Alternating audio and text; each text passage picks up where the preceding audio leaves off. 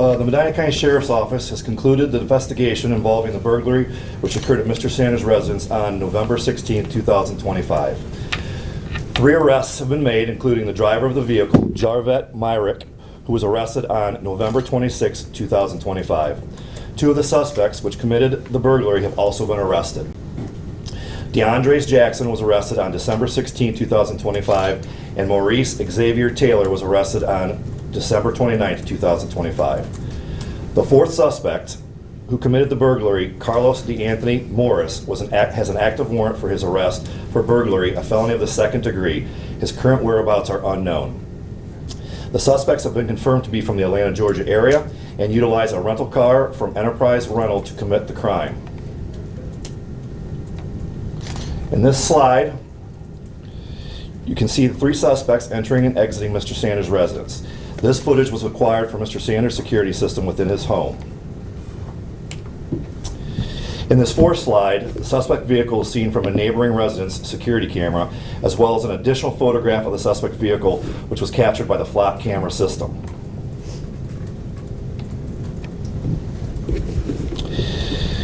In the 5th slide, the suspects can be seen on security camera footage acquired from the Red Roof Inn located in Medina Township, where the suspects rented a room and stayed the night prior to committing the burglary. The success of the investigation and arrest stem from excellent collaboration with the DeKalb County Police Uniformed and Gang Unit, City of Atlanta Police Department, the Milton Police Department, the Brookhaven Police Department, the United States Secret Service, ATF Group 7, the Bergen County Prosecutor's Office, and the Medina County Prosecutor's Office. We'll now open the floor up to any questions you may have. Was it it seems that maybe the flock camera and the neighbor's photo was the biggest break that you needed to start the ball rolling, is that right? And explain that to us. I'll introduce Detective Rodney Reese. He led the investigation, and he can speak to that a little bit more. Yes, the camera footage from the neighboring house did actually caught the vehicle. It showed us where we needed to go to with the flock camera. So once we found out where that vehicle hit on that camera, we went to that area and started doing the research and went to different hotels and different things in that area, located them there. And this was a rental car, it wasn't a stolen vehicle? It was a stolen rental car. So in Georgia, or one of our higher population areas, those areas typically don't report stolen vehicles right away.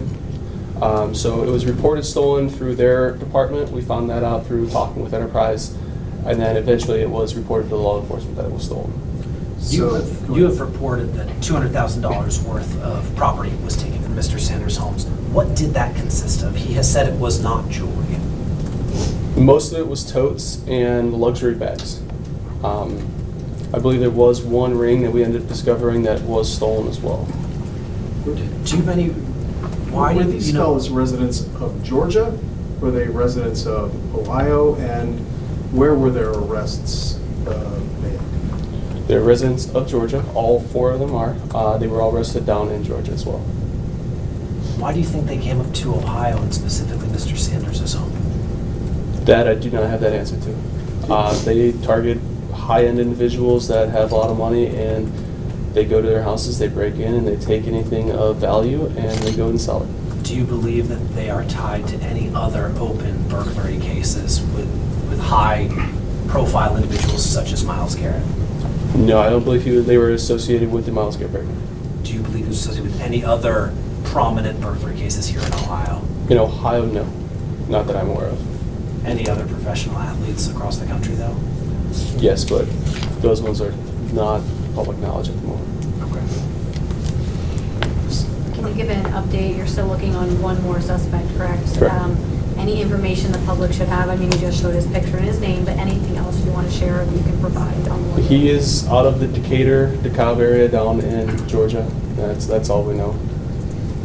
Detective, when people see this story at home, what do you want them to take away from it? But we don't stop until we find out who did these crimes. Obviously, we like to protect our people, and sometimes we end up showing late to the party just because we don't get an alarm system drop. We don't have that information. But doing the follow-up that we do to be able to investigate it, find out who did this stuff, and then getting them justice. I can't say that we're always going to be able to get your property back, but we will do our best that we can to be able to get as much stuff that we can back for you. To that end, did you recover any of the property? We have not recovered any of the property, no. Are they being cooperative with you? They're not here. Oh. They're still in Georgia. They are, we're working on extradition. Okay. They have additional charges down there stemming from other issues. So we're still working on the extradition back to Ohio. Are you able to share what those issues are? They were arrested, let's see. Myrick was arrested with some guns and some marijuana. DeAndre Jackson was also arrested. He had a couple warrants that he was dealing with from when he was a juvenile. And then he also had a gun during his arrest. And then Maurice Taylor also has outstanding warrants through different departments and also was found with a stolen gun on the day that he was arrested. What charges are they facing related to this case? A felony and second-degree burglary. So why the involvement of the Secret Service in this case? To help locate the suspects if we needed them. They helped with different things with locating them and just doing digital forensics type stuff. How organized were they in all of this? I believe there's someone behind the scenes with all of it that tells these guys where to go, but I can't prove that. What's your message to the public if anyone sees this fourth suspect? How important is it that they come forward and give it? It's very important that they contact the DeKalb County Police Department.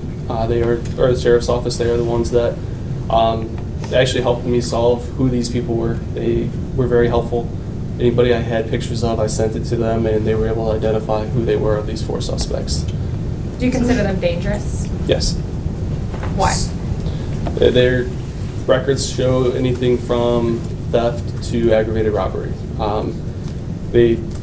One of them has a longer rap sheet than most of them, but it gets up there, and they're violent. So we've cooperated with Brookhaven Police Department, where they also broke into another house down there that next morning when they returned back to Georgia, and they were indicted on that one as well. So they've been part of at least 2 burglaries that we know of, and then a possible third one where they were seen running away with guns in their hands. Has the Nashville Police Department or anybody from Tennessee reached out because there was a case of a Tennessee Titans player last month whose house was broken into? Yes, but I don't believe they are associated with that burglary. So the license plate, that's a key element, I would think, of your investigation in trying to track these folks down. Was there any other physical evidence that you're willing to discuss that may have helped zero in on these particular individuals? Just the fact that it was a rental vehicle and it was at the hotel that night. It being a rental vehicle and it being rented out of Decatur, Georgia, it kind of said, why is this up here? So we looked into that, found out that these people were from Georgia, so that's when we started looking into DeKalb County and talking with them and getting with their gang unit.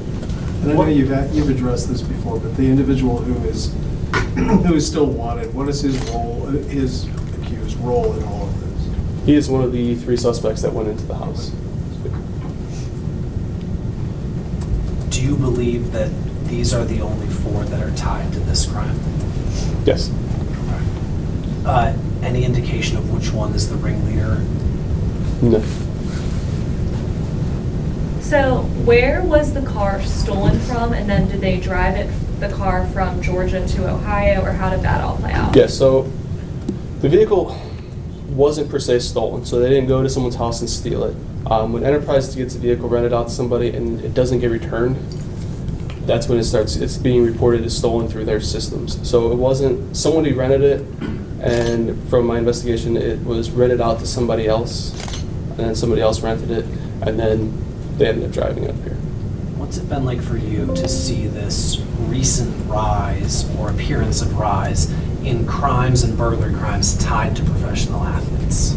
I think they're just, unfortunately, right now they're just targets. They know that they're not home, they know that people aren't usually at their houses, so they're taking advantage of them being of some type of stature in the community, and they're hitting them when they're away from home and they know they're away from home. Any other questions? Could you go back to the one slide where you showed the suspects in the house, please? We just need more shots of it. We'll, Did you tell them about yeah, the QR code? yes, sir. So once we're off camera, I'll give you some more information here. I can get you all of this if you just, we wrap it up. I just don't want the QR code going out to everybody. And then one right before this one, all 4 suspects. Just to clarify real quick, you said you believe this might be part of a bigger operation or kind of? I do believe that there's a possibility that there is, but I don't have any physical proof at the moment, no. And one more time, the other break-in for which they are indicted, that was the following day in Georgia, is that right? Yeah, so November 17th? I don't know if you guys had noticed, Pac-Man Jones had ended up posting a video saying that we're gonna find you, we know who you are, or something along those lines. But when he posted that video, it led me to wonder who those people were, because they were wearing the same clothing during that investigation. So I contacted a couple departments after getting into some of the phones, and then we ended up identifying that address and reaching out to that department. And I worked with that department, and we confirmed that they were the same people. So this wasn't a break-in involving Pac-Man Jones's house? No. Oh. He just kind of posted everything out there. When Shedeur's house was initially broken into, he posted the video of the burglars inside his house. And then later that day, into the next morning, he posted another video saying it was the same people. Do we have ages of all of the individuals? What do you mean, ages? How old each one? Oh, ages. Ages, yeah. I don't know them off the top of my head. I do know the youngest one is going to be the one, DeAndre Jackson. And then the oldest one is going to be Maurice Taylor. The other two are in vicinity, they're about the same age. DeAndre Jackson is 18, Maurice Taylor is, I believe, 26, 27, and the other two fall right in that age group too. How is Shedeur Sanders doing after this? I mean, I'm sure he was shaken up by it. He was, but he's coped with it very well. I spoke with the family yesterday, and they were very thankful that the crime's been solved, and I think he's just trying to move on.